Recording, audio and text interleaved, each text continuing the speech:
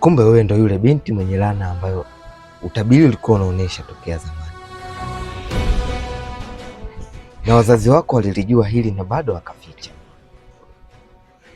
Sasa watalipia kwa hiki walichokifanya.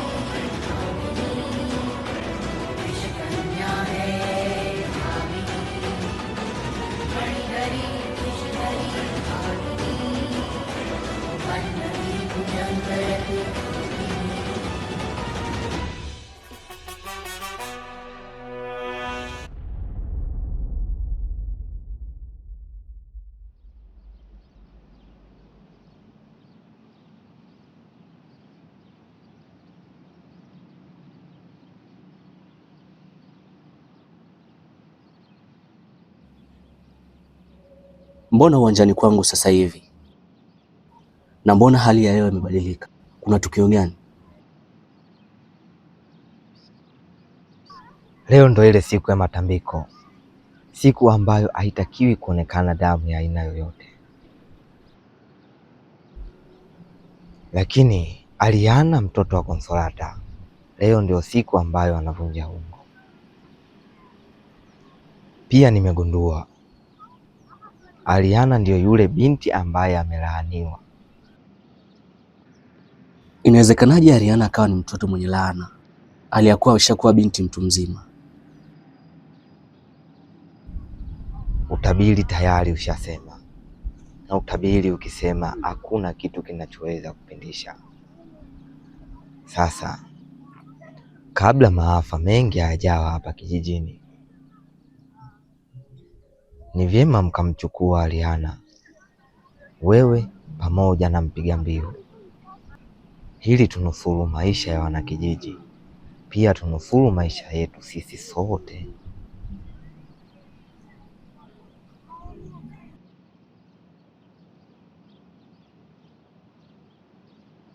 Sawa, nitakwenda kumleta.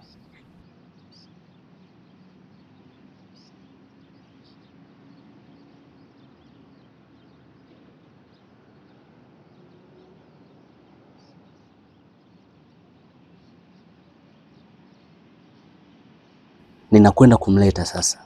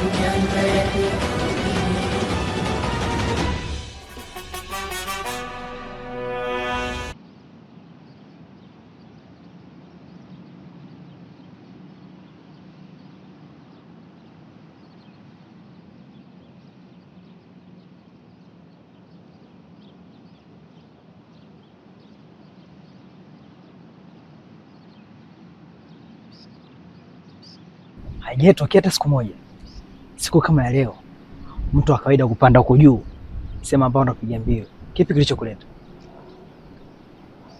Nafahamu hilo na najua ni mila na desturi. Siwezi kukaribia mipaka yako hata siku moja, lakini nimetumwa kwako. Nani kakuagiza? Mtabiri. Kuna shida gani? Inavyosemekana kuna laana imekumba kijiji leo, na amenituma twende haraka iwezekanavyo. Hiyo laana inatokana nini? Kuna binti kavunja ungo na kamwaga damu nyingi sana. Binti gani wewe? Ariana. Ariana? Mtoto wa Consolata? Bila shaka. Amevunja ungo na amemwaga damu nyingi sana. Utabiri unaonyesha alikuwa ni mtoto wa laana tangu zamani. Inatakiwa kakamatwe apelekwe eneo la matambiko akauawe, ili kunusuru kijiji na wanakijiji wote, na pia tuweze kupata mazao na mvua ziweze kunyesha. Hilo ni sawa, kuliko kijiji kipate na laana kiteketee, wala ateketee mtu mmoja. Lakini roho yangu inauma sana. Haiwezekani binti kama yule ameshakuwa mtu mkubwa afu aonekane ana laana. Aone kama ni hasara kwa wazazi wake. Kuna usionekane angali mdogo. Inavyosemekana kwamba mtoto akizaliwa akiwa mchanga ndipo anaonekana na laana au hana laana na anauawa muda huo huo. Inawezekanaje binti kama yule ameshakuwa mtu mzima auawe? Nafsi nauma. Hauwezi kujua. Huenda familia yake, wazazi wake walifanya siri, lakini kwa sababu tayari shajulikana, acha tulimalize hili jambo. matatizo yasiendelee kuwa mengi. Twende tukamchukue.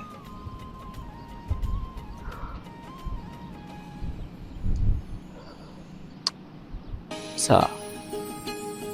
Basi ngoja nihifadhi.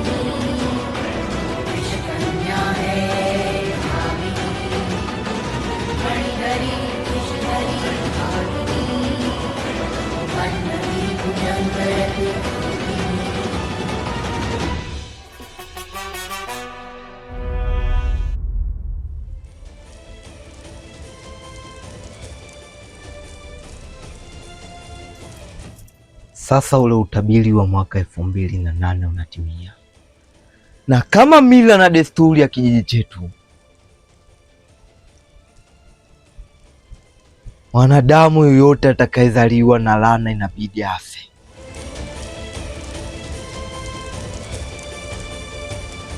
Enyi wakuu wa maeneo haya, nimeileta hii laana kama kafara ya kuleta amani, mvua na mazao katika kijiji chetu.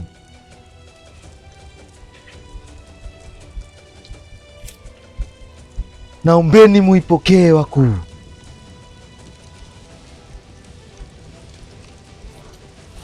Chala, kata kichwa cha huyu mjalana na kuleta amani katika kijiji chetu.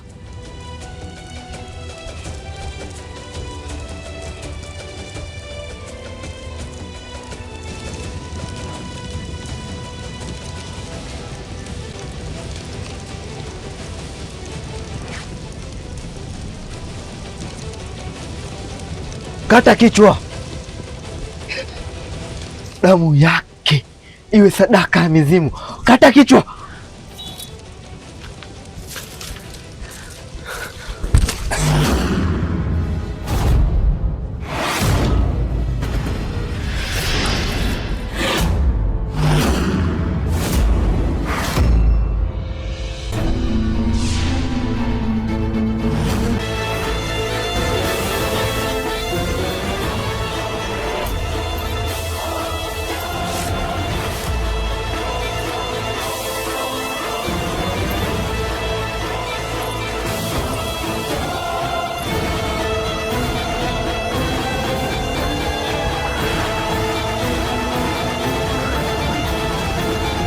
Nifanyaje mama?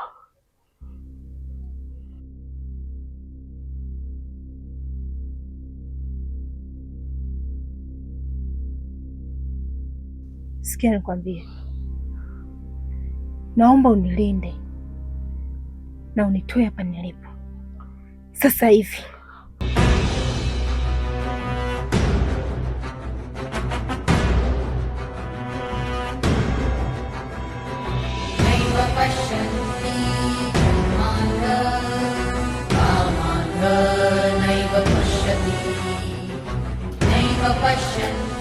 Chala,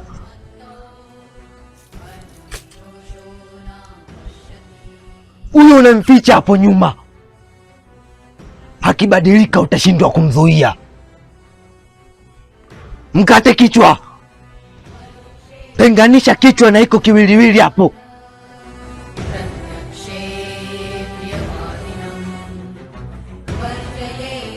Yoyote atakayesubutu kunizuia kuondoka na huyu mwanamke, atakayesogeza hata pua yake, ninakata kichwa chake, na anakuwa sadaka ya hii mizimu.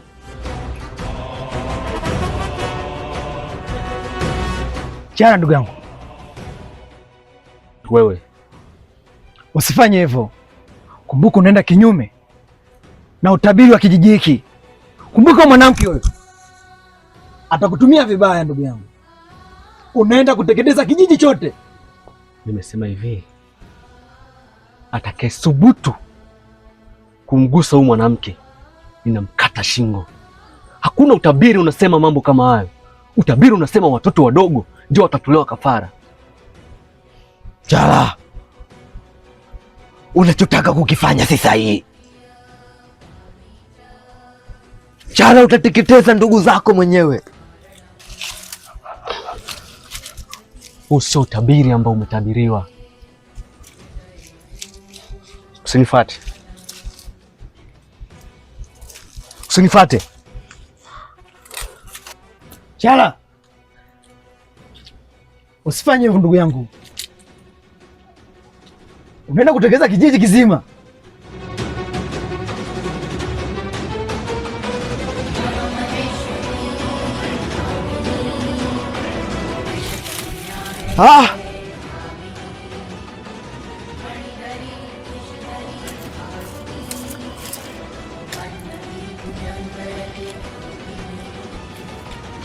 Muache apotee. Lakini kumbuka, kijiji kinaenda kuteketea. Yaona macho ende kabisa, kati ningemzuia. Wewe unanisaidia alichokifanya? Anachokifanya si sawa, lakini tutatafuta namna nyingine. Kwa sasa yule sio Chala, anaongozwa kichawi. Twende tukatafute njia nyingine ya kumzuia. Eka chini na unifuate.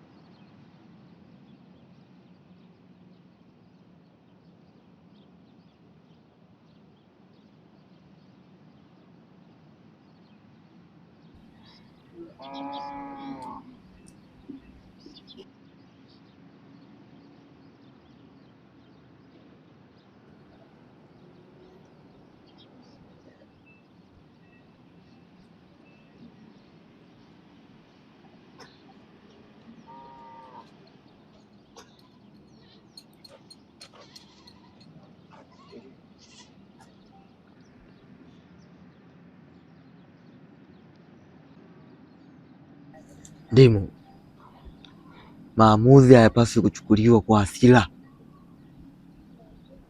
maana utajiteketeza wewe na hata watu waliokuzunguka. Lakini kwa nini umekataza kumzuia Chala wakati unajua kijiji kinaenda kuangamia, vizazi vinaenda kuteketea, na wewe ulilijua hili? Kwa nini ukaacha litokee hili jambo?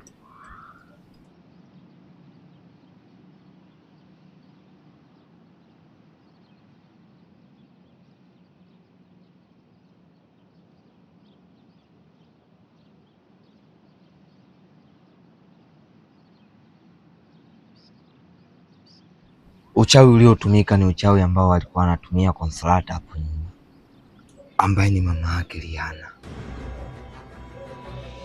na ndio uchawi huo huo aliyomrithisha mwanaye, na mwanaye ikajulikana ni kama Lana, maana atakuja kuutumia ule uchawi vibaya. Sasa itabidi Liana afe kama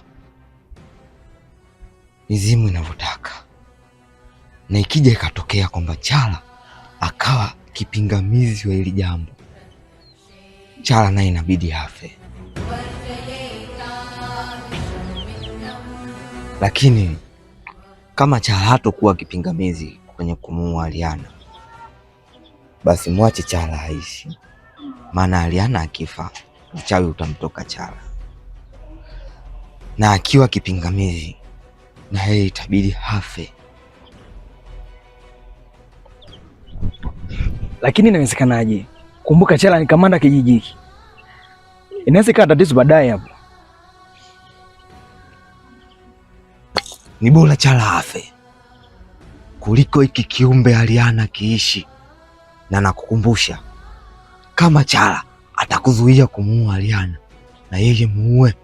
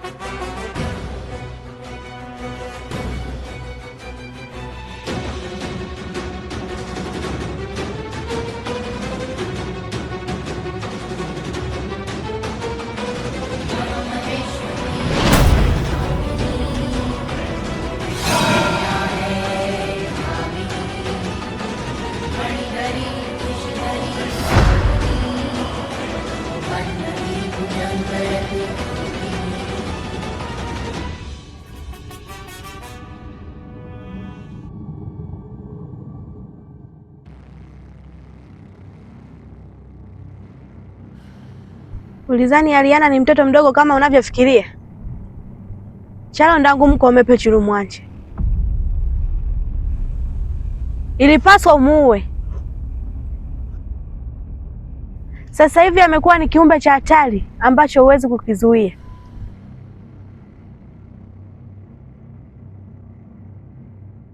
Shota, na ndio maana nimekuja.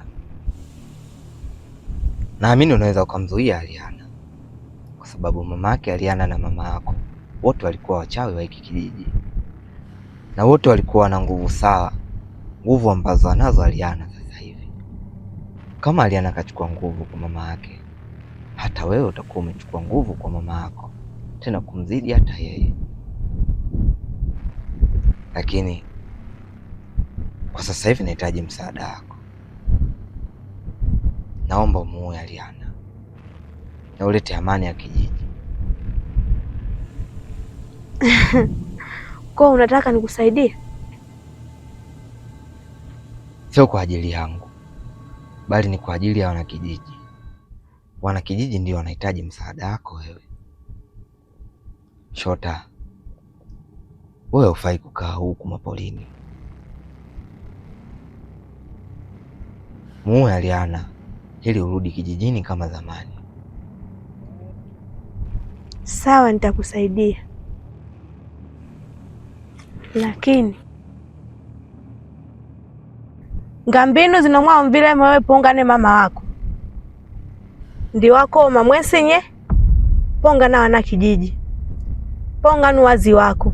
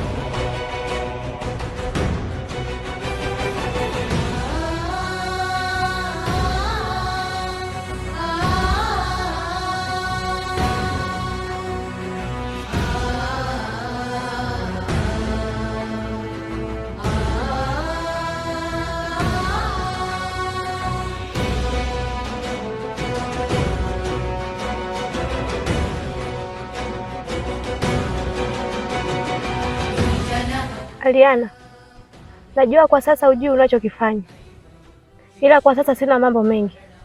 Naomba tuende tukakomboe kijiji.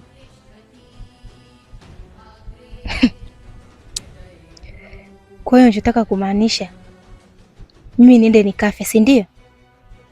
Ndivyo utabiri unavyosema. Sikia nikwambie, umechelewa kwa sasa, na yoyote yule ambaye anaweza kuniingilia mimi kumkoma.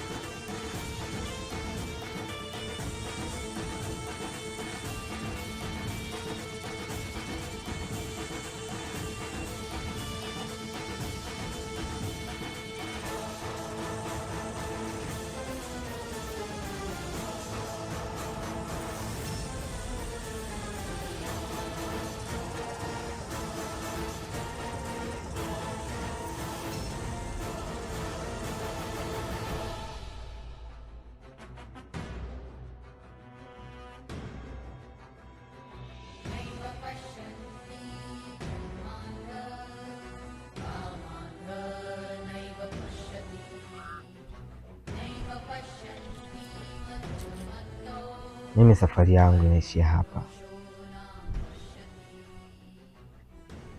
kwenye huu mlima na hiki kichaka, ndipo Chala na Aliana walipokimbilia.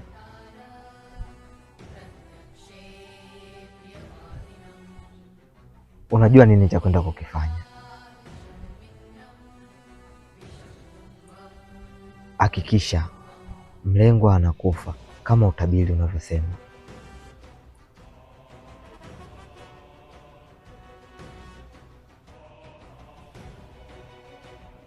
Hiyo fimbo uloshika ni fimbo uloishi mapangoni kwa muda mrefu sana.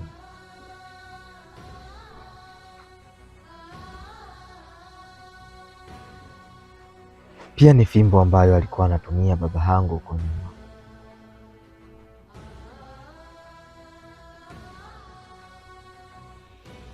Itumie hiyo fimbo kama kinga pamoja na silaha ya kumdhuru Aliana.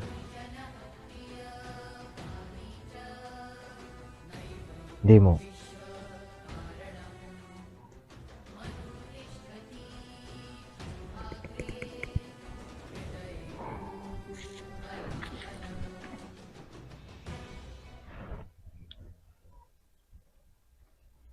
hayo sio maji ya kawaida. Hayo ni maji ya kichawi ambayo yanaweza kumtoa Aliana duniani.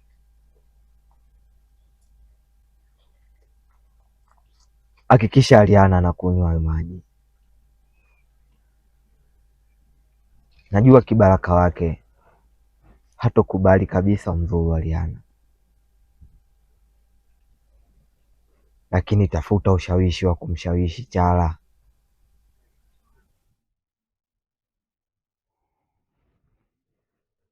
Sawa, mimi nimekuelewa. Ndio maana nimetoa maisha yangu kwa sababu kwa kijiji. Kwa hili jambo nitalimaliza kwa wakati. Ondoa hofu katika hili jambo. Unaweza ukaenda, shujaa wangu.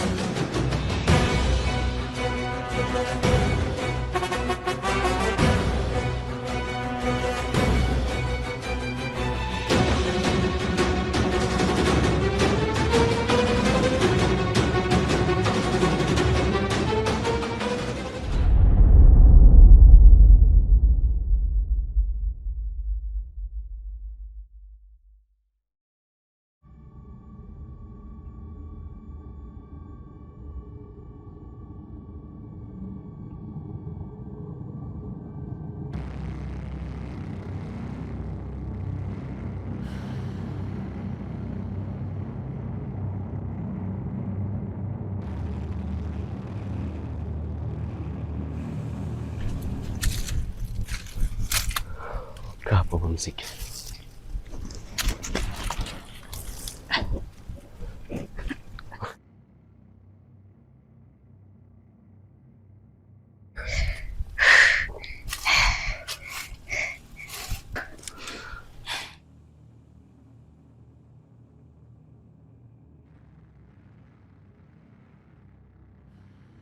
Pole sana na uchovu. Asante. Naona ni sehemu sahihi sana ya kupumzika, kwa sababu tunapoelekea tumebakiza watu wachache sana. Hapo utapata kitoweo, naamini una njaa. Aya.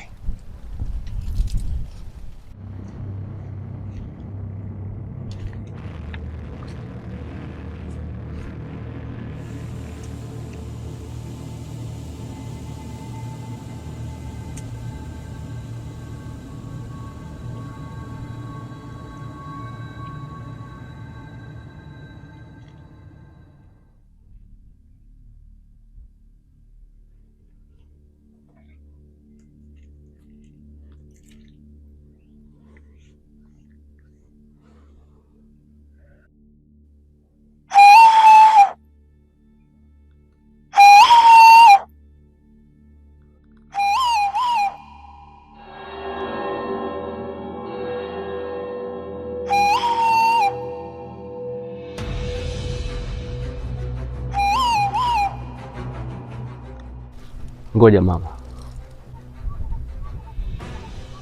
acha mimi niangalie nini kinachoendelea, na hii ni kwa ajili ya usalama wako. Nisubiri.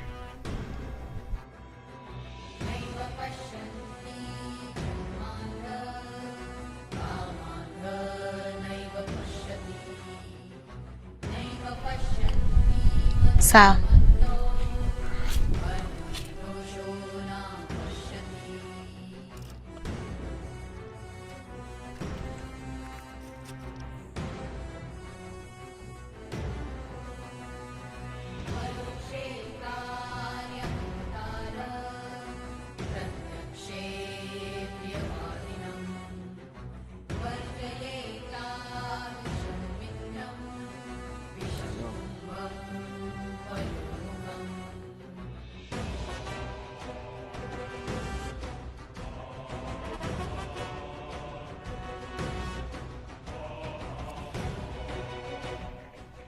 Ndimu, usipite katika njia yangu. Sitokuacha salama kama utaendelea kunifuatilia. Niache na njia niliyochagua. Chala rafiki yangu, siwezi nikafanya hivyo ninavyofikiria wewe.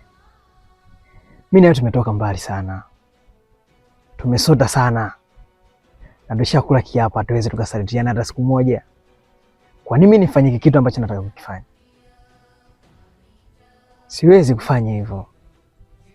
Nilikuwa nafikiria sana, nikajua ndugu yangu mpaka sasa hivi hajapata kitu chochote. Na pia kuhusu ile mtabiri, mimi naona hapo sawa tu, labda na chuki binafsi na Aliana. Kumbuka mimi siwezi kuwa upande wa mtabiri abadan, siwezi. Mimi nipo upande wako Chala, kamanda mwenzangu. Lakini nimekuletea maji,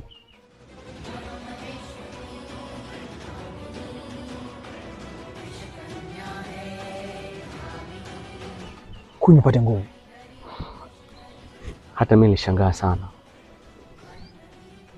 kuona askari mwenzangu unataka kunigeuka.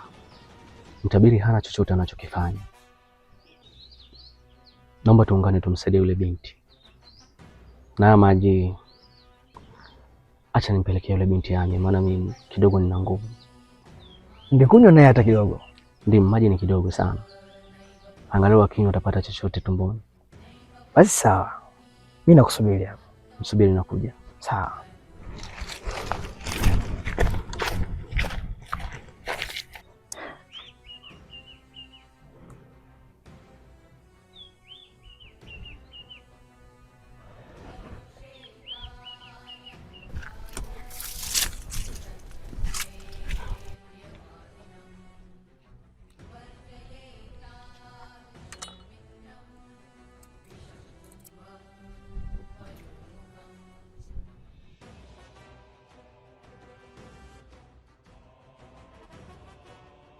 Mama, ni maji. Kwa kunywa angalau punguze kiu. Ariana.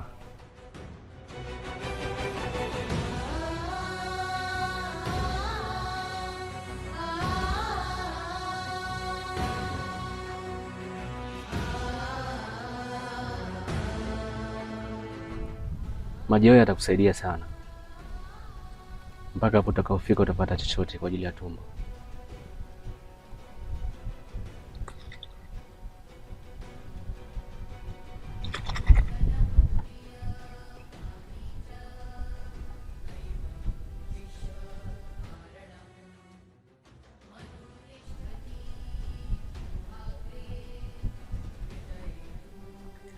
Na wewe nisubiria hapo hapo nakuja. Lakini kumbuka kutembea peke yako ni hatari sana. Naomba tuende wote huko unapoenda.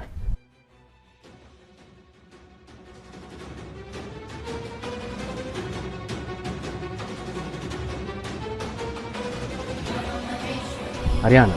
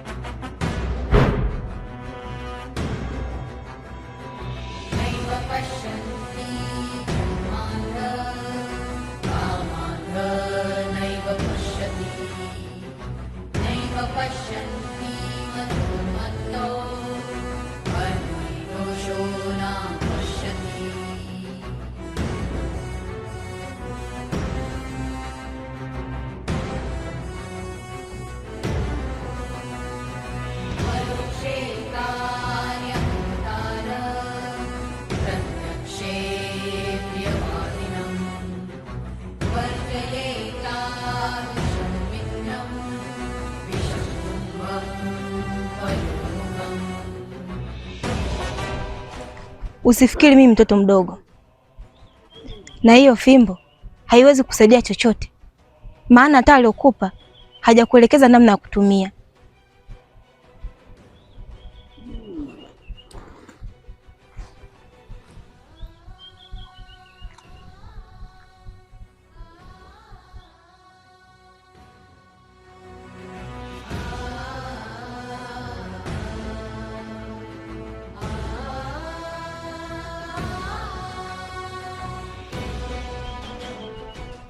Katika mahesabu yangu ambao watu wanataka kufa, wewe haukuwepo kabisa, ila kwa kuwa umekuja, wewe ndio utakuwa wa kwanza. Alafu sina haja ya kugua katika mikono yangu,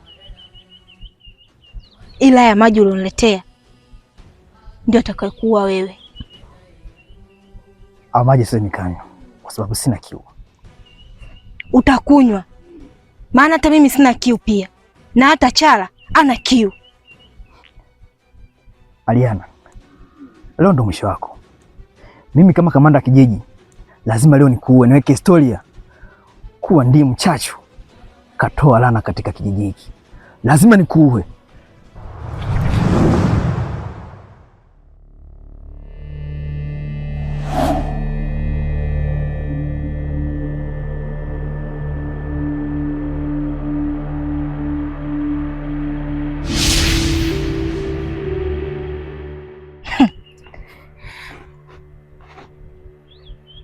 Sasa huu ndo mwisho wako wewe na sio wangu, na siku nyingine usisubutu hata huko tutakapoonana.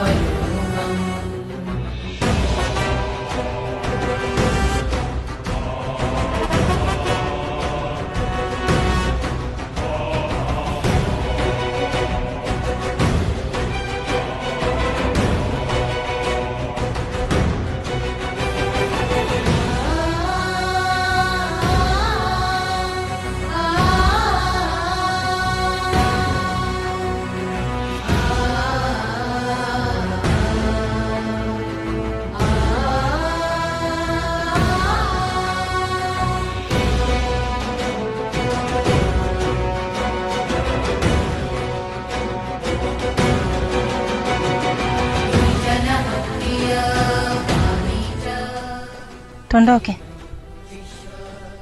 Lakini unapaswa kupumzika, maana tumetoka mbali. Nimepumzika vya kutosha, kwa hiyo naomba twende.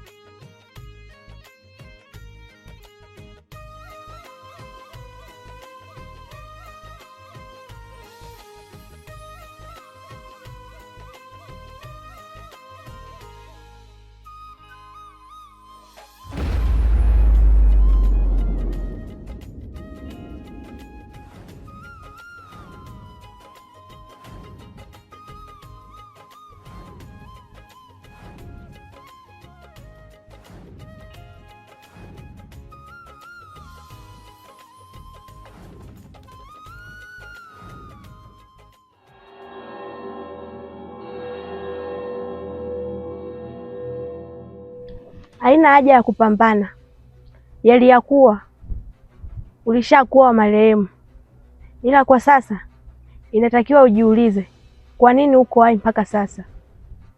Kwani wewe ni nani? Mapema sana kunijua, ila kwa sasa rudi nyumbani kwanza, maana kiumbe unachopambana nacho ni hatari sana.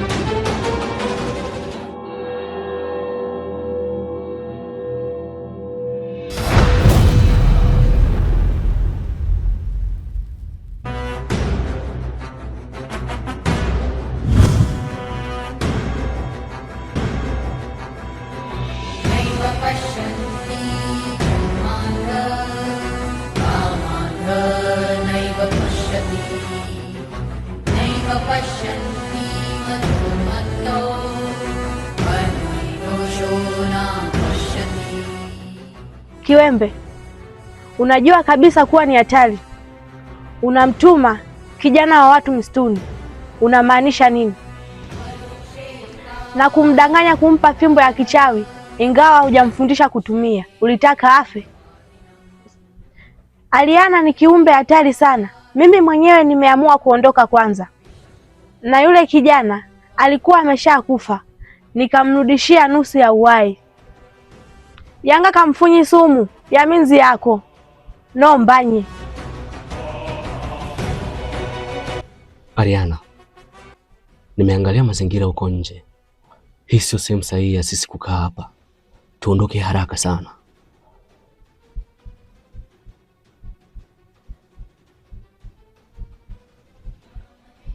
Hii ni sehemu sahihi sana kukaa kwangu. Mimi kuja kukaa hapa sijabahatisha, nimekusudia. Umeiona hii nyumba? Hayo ndo maisha ambayo alichagua mama yangu, kuja kujenga kando ya mlima Songwe baada ya miaka mingi iliyopita. Kwa hiyo mamangu kama alikufa hapa, basi na mimi nitaishi hapa na nitakufa hapa hapa. Hakuna chochote kitakachonifika.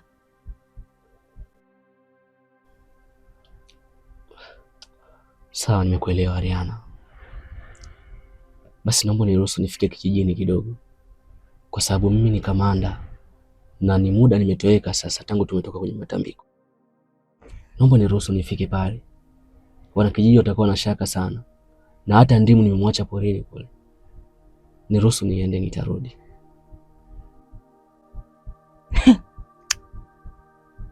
Sikia nikwambie, kuanzia sasa hivi wewe usijisabie kama ni mwana kijiji, sijui unanielewa? Alafu kuhusiana na ndimu, mbona nimeshamuua?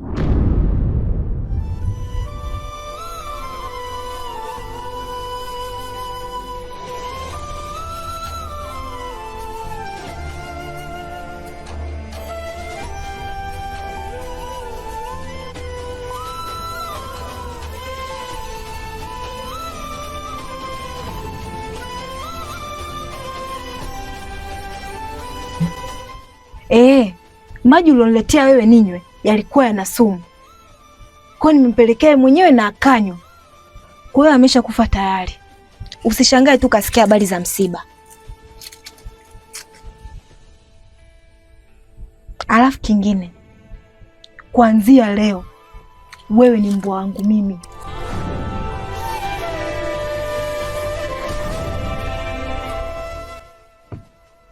Shota, nilijiamini kwa sababu wewe ulikuwepo huko msituni, lakini kilichomkuta shujaa wangu tayari nishakijua na nishajiandaa kabisa kwa ajili ya vita. Na huu mguu unaouona ulikuwa mguu wa kwenda vitani, kitu ambacho kinanipa kipingamizi kwa sasa. Sijui wapi Aliana alipo, lakini Shota, mimi na wewe tukiunganisha nguvu zetu tunaweza tukaipindua ardhi juu ikawa chini. Sasa unaonaje tukaunganisha nguvu zetu ili tujue Aliana yuko wapi?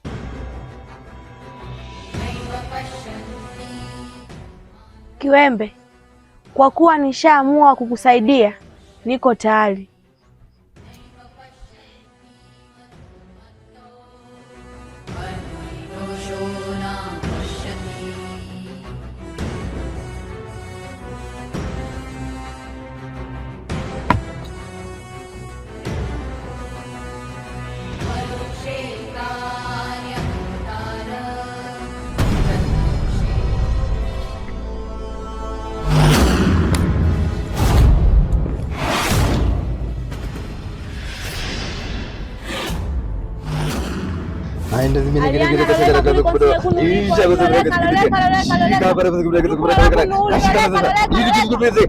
Chochote ninachokitaka mimi naomba ukifuatishe. Sahau kabisa kama wewe ni mwana kijiji. Sawa Ariana, nimekuelewa.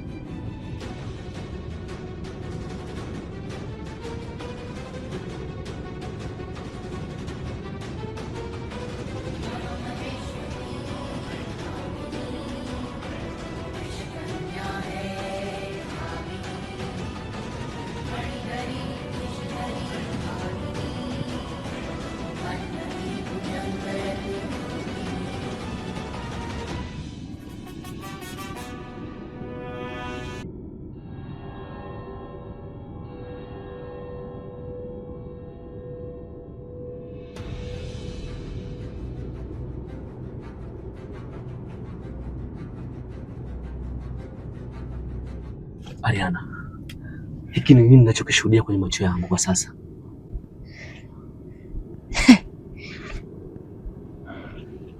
Huu uchawi unafanyika, alafu hata mimi sijawahi kuona wingu likibadilika kiasi hiki.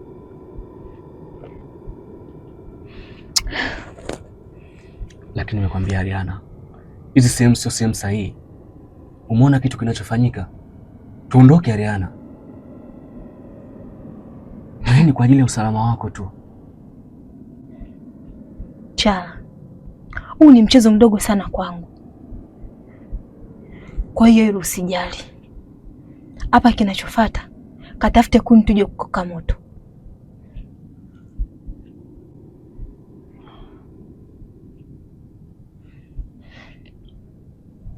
Sawa.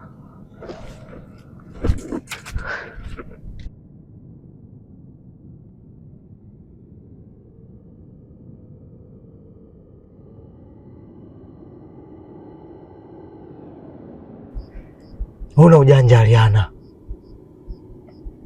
Sasa nishajua wapi ulipo.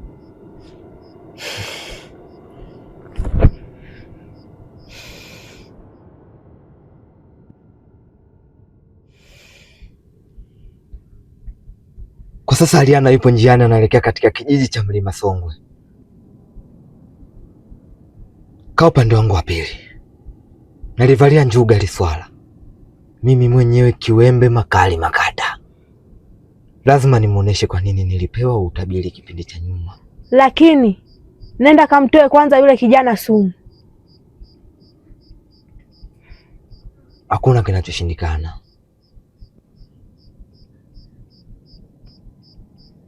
Unaweza ukaenda sasa. Tutakutana uwanja wa vita. Sawa.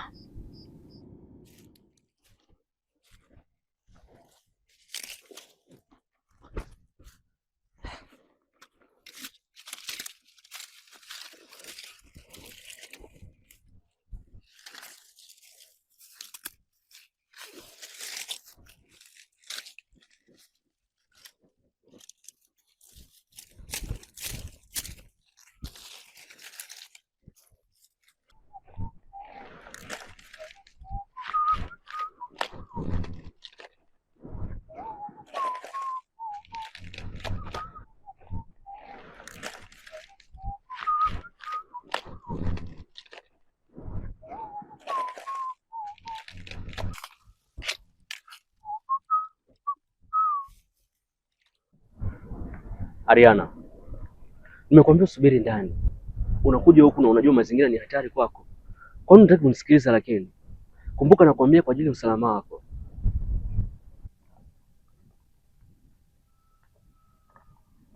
Chala,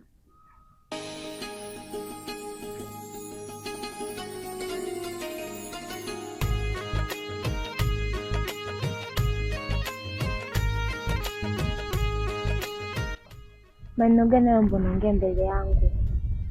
Alafu isitoshe kwa mrembo kama mimi unaongea hivyo ili iweje sasa?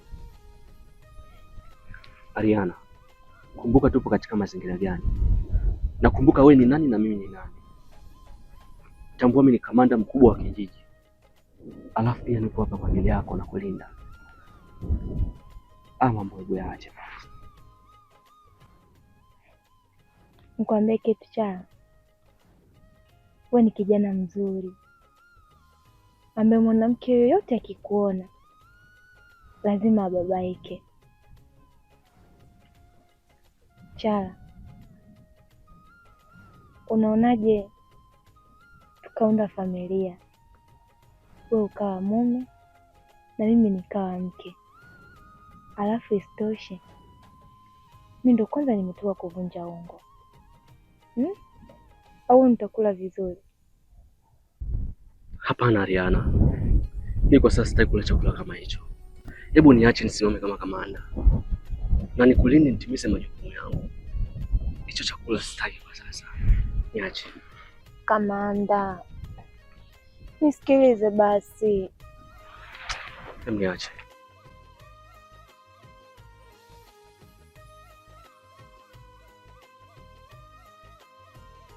Ariana, Nimekwambia mimi sipo tayari kuanzisha familia na wewe.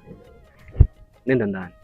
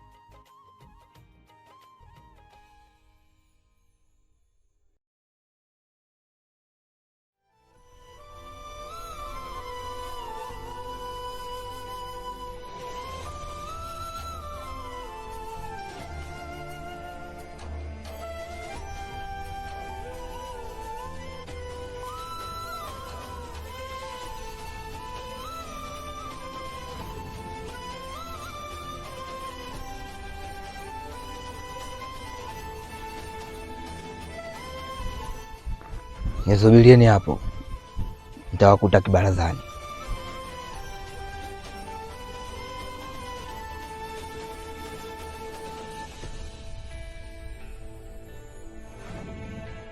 Hiki ni kipindi chenu sasa. Kafara ikishachukuliwa na mizimu kama ada, majani yatapatikana.